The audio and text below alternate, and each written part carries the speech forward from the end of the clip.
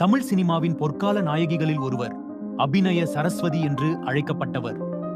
நடிகை பி. சரோஜா தேவி தமிழ், கன்னடம், தெலுங்கு, ஹிந்தி என இந்திய சினிமாவை ஒரே நேரத்தில் நடித்த திறமையான நடிகை. இவர் தனது 87வது வயதில் ஜூலை 14, 2025 அன்று மரணமடைந்தார். இது ஒரு நடிகையின் வாழ்க்கையை பற்றிய மரியாதை உரை. ஆரம்ப வாழ்க்கை.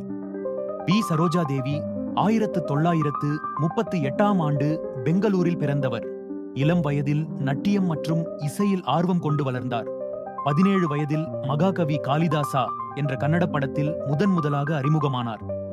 19ஆம் நூற்றாண்டு தமிழ் சினிமாவில் ஒரு புரட்சியாக இருந்த நாடோடி மன்னன் படத்தில் எம்.ஜி.ஆர். உடன் ஜோடியாக நடித்ததுதான் அவர் வாழ்க்கையின் திருப்புமுனை.